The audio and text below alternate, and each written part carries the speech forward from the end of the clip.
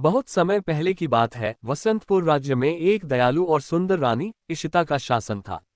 वह प्रकृति प्रेमी थी और अक्सर महल से बाहर निकलकर जंगलों में घूमने जाती थी।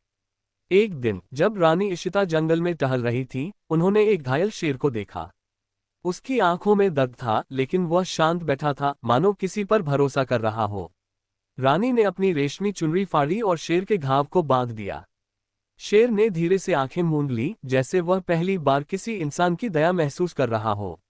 रानी इशिता हर दिन जंगल में आती और शेर के लिए भोजन लाती। धीरे धीरे उनका रिश्ता गहरा होता गया। शेर उनके आने का इंतजार करता और हल्की गुर्राहट से उनका स्वागत करता। राज्य में ये खबर फैल गई कि रानी एक जंगली जानवर से मित्रता कर रही है। दरबार के लोग चिंतित हो गए और राजा के सलाहकारों ने इसे अशुभ संकेत बताया। एक दिन पड़ोसी राज्य के सैनिकों ने वसंतपुर पर आक्रमण कर दिया। युद्ध शुरू हुआ और रानी के महल पर हमला हुआ।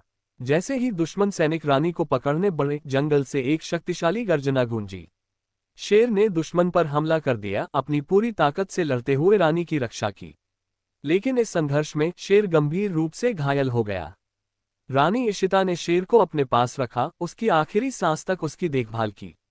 जब वह चला गया तो उन्होंने जंगल में एक भव्य स्मारक बनवाया, जहां लोग प्रेम और निष्ठा की इस अनोखी कहानी को याद करते।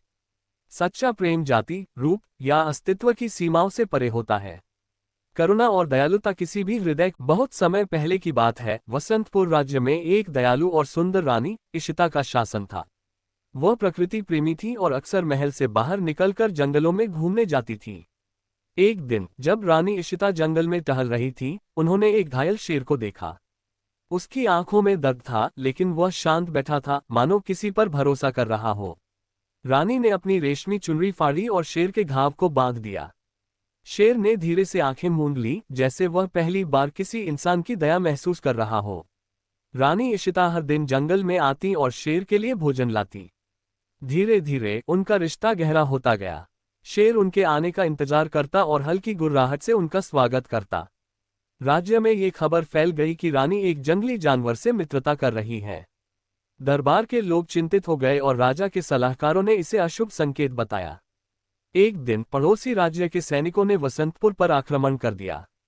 युद्ध शुरू हुआ और रानी के महल पर हमला हुआ। जैसे ही दुश्मन सैनिक रानी को पकड़ने बढ़े, जंगल से एक शक्तिशाली गर्जना गूंजी। शेर ने दुश्मन पर हमला कर दिया, अपनी पूरी ताकत से लड़ते हुए रानी की रक्षा की। लेकिन इस संघर्ष में शेर गंभीर रूप से घायल हो गया। रानी इशिता ने शेर को अपने पास रखा, उसकी आखिरी सांस तक उसकी देखभाल की। जब वह चला गया तो उन्होंने